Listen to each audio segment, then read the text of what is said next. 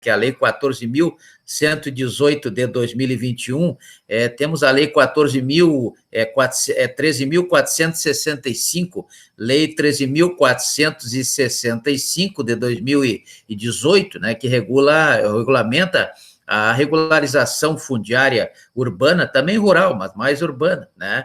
Temos aí a questão do saneamento básico, da Lei 11.445 de 2007, temos a lei, que também agora também foi reformada, essa lei, 11.445, que cuida do saneamento básico, pela Lei 14.026 de 2020, Lei 14.026 de 2020, né? E também o transporte urbano. Então, o que interessa aqui para a mobilidade urbana é essa competência da União em estabelecer diretrizes para os transportes urbanos. Transportes urbanos, logicamente que os municípios, a responsabilidade é dos municípios, né? Conforme prevê o artigo 175 da Constituição Federal, que é a prestação de serviço público de forma indireta, através do regime de concessões, através dos contratos administrativos, para aquela administração pública municipal que optar pelo sistema antigo ainda, vai ser que prevê o artigo 54 da Lei 8666 de 93,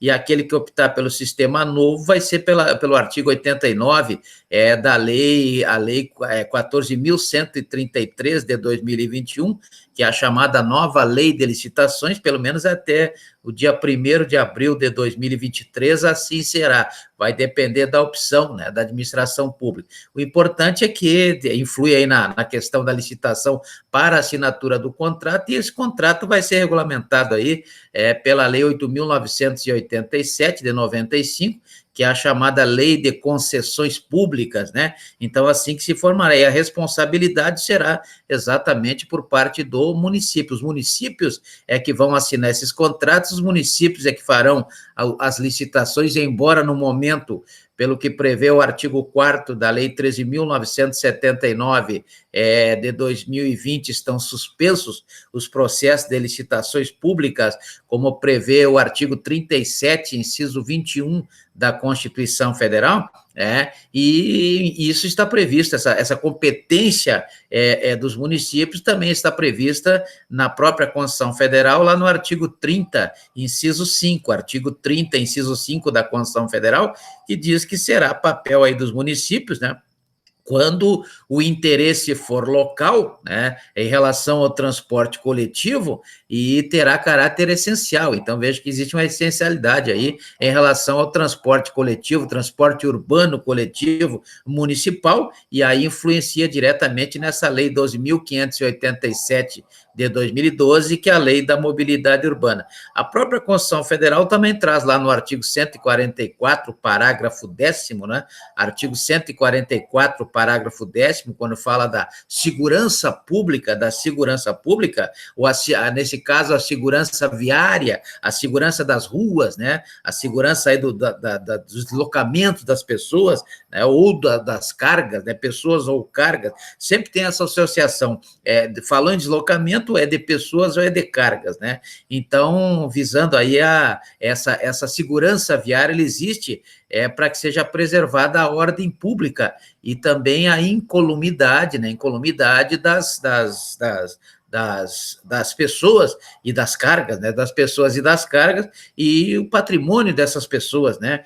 Nas vias públicas, já que vias públicas faz parte da vida das pessoas, né? Todos nós usamos aí as vias públicas para nos deslocarmos, ou por uma situação econômica, ou por uma situação social, ou até por uma situação afetiva, né? Como eu falei. Então, vejo que existe aí essa possibilidade sempre de uso, e por isso a emenda constitucional número 82, ela trouxe essa questão aí, de que existe a necessidade do estabelecimento constitucional de um sistema um sistema de segurança viária, né? Então, a segurança viária, ela prevê lá no inciso 1º do artigo 144, parágrafo 10º, né, a educação, a engenharia e a fiscalização de trânsito, né, além de outras atividades previstas na Lei de Trânsito, ou seja, no Código de Trânsito Brasileiro, que é a Lei 9.513 de 97, que tem aí o objetivo de assegurar ao cidadão o direito à mobilidade urbana eficiente, né? Aí temos o princípio da eficiência, que é um princípio que norteia a administração pública, uma vez que ele está contido naquele mnemônico, aquela sigla, né, LIMP, né? Então, o princípio da legalidade, da impessoalidade, da publicidade, da moralidade e da eficiência. Então, nós temos aí o LIMP, né? Acho que eu inverti aqui, mas é legalidade, impessoalidade, moralidade, publicidade e eficiência, né? Então, nós temos esses LIMP aí previsto no artigo 37 caput da Constituição Federal, no artigo 27 caput da Constituição do Estado do Acre, no artigo 12 da Lei Orgânica do município de Rio Branco. E também a Constituição Federal traz lá no artigo 182 a questão do município, ou seja, o papel do município, a atribuição do município, a competência do município. Então, veja que a política de desenvolvimento urbano, cuja política nacional de mobilidade urbana é um dos instrumentos desse desenvolvimento urbano, né, é executada pelo poder público municipal, logicamente, como prevê o artigo 182, já que ele fala diretamente dos municípios,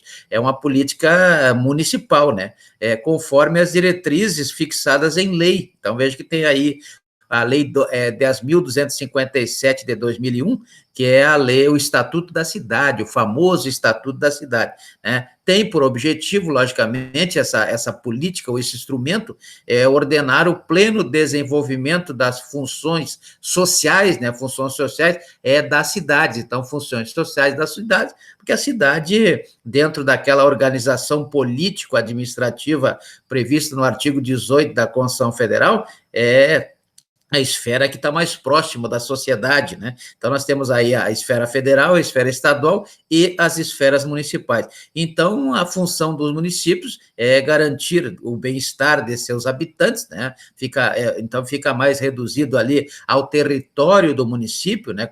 Conforme prevê a Lei 13.311 de 2016. E esse artigo 182, lá no parágrafo 1º, diz que o plano diretor, que é a Lei 2.222, aqui do município de Rio Branco, por exemplo, ele tem que ser aprovado pela Câmara Municipal, logicamente seguindo os trâmites do que prevê o artigo 2º da Constituição Federal, quando fala aí que os poderes executivo, legislativo e judiciário devem trabalhar, né, verdade? De forma independente e harmônica, né? Então tem que passar aí pelo crivo da Câmara Municipal, que é o poder legislativo municipal, e sempre quando for a população, ou seja, o número de habitantes daquele município for acima de 20 mil habitantes. Então, todo município que tem mais de 20 mil habitantes, tudo tem que passar pela Câmara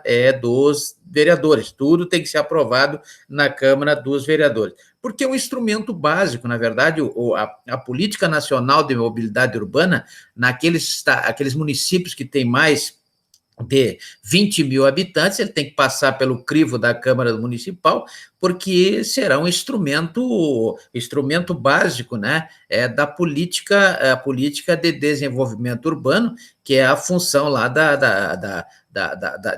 dessa mobilidade urbana que veio aí inserida no texto da Lei 12.587 de 2012, né? Então, veja que nós temos aí uma série de situações, né, que trazem aí a explicação para a questão da mobilidade urbana, a Lei 10.257 de 2001, que é o Estatuto da Cidade, ela traz lá no artigo 2º, são dois artigos aqui que são diretamente envolvidos, o artigo 2º e o artigo 40, né? O artigo 2º e o artigo 40. O artigo 2º está lá no inciso 7, né?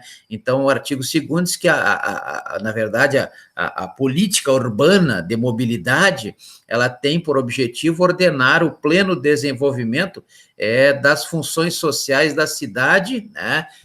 da cidade e da propriedade urbana. Então, veja que temos aí também a propriedade urbana, né, aquela prevista lá no artigo 5º, inciso 22 da Constituição Federal, que é o direito ao domínio por parte das pessoas, conforme prevê o artigo 1228 da Lei 10.400